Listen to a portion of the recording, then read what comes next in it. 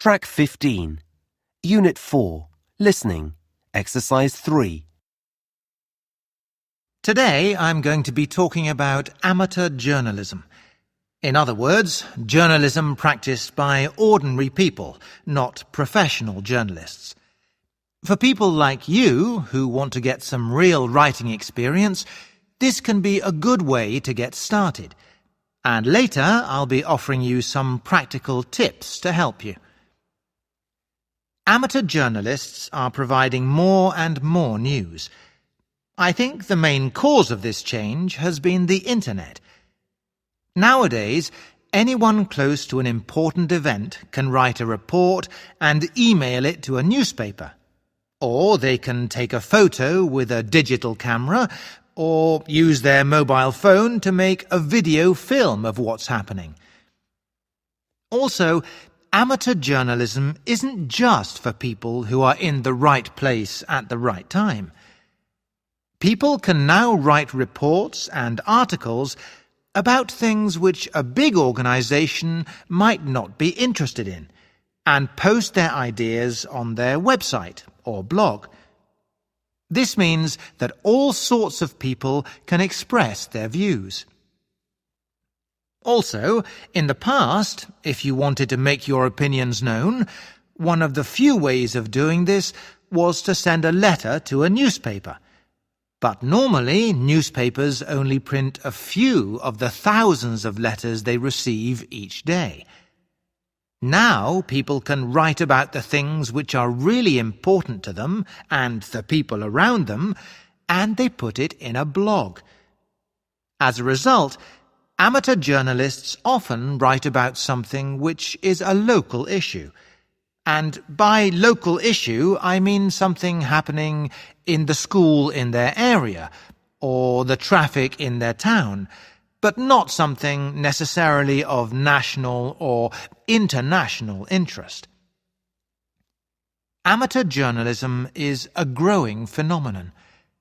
There are now major online newspapers. Oh My News in South Korea, for example, has a large number of readers, and for this reason they can attract advertising and get income from this. And as a result, it's become a profitable business. Track 16. Unit 4. Listening. Exercise 5.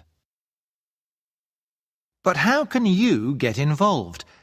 How can you begin to write articles which will be published on sites like these? Well, first you must have something interesting to say, something you want to communicate with readers. Assuming you have this, it's important in an article to attract people's attention and gain their interest. So put the main facts first, answering these questions: who, why, when, how, and where. Get those basic facts down to start with and get people interested. Then fill in the details in the rest of the article. The best model is really shaped like a pyramid.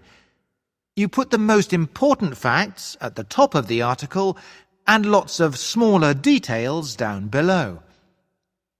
Remember, you want people to keep reading, so you need to hold your readers' interest. A really good technique for doing that is to put in quotations from people who are part of the story, what they really said. You know the sort of thing. Tanya, mother of two, said, "It all happened so quickly that we didn't have time to react." Quotations bring the article alive.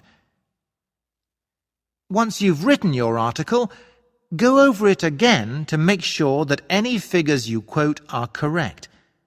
Make sure that Tanya really has 2 children and not 1 or 3. Then, after that, once you've got your ideas down, rewrite your article, making sure that your paragraphs don't contain more than 3 sentences. People like them to be brief and to the point, and this will help to hold their attention. And another thing to bear in mind, if they're reading online, people will soon stop reading your piece and start reading something else. So keep the whole article brief. Don't put in a conclusion. Just let your article end without it. Another good piece of advice is to remember that old cliché which we've all heard, that a picture is worth 1,000 words.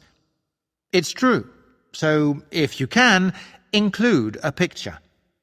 It'll attract more attention and illustrate what you've been saying. Finally, you need to write a headline. Something eye-catching which will get people to just skim the article to start with, and then, if it's well written, they'll read it more carefully afterwards.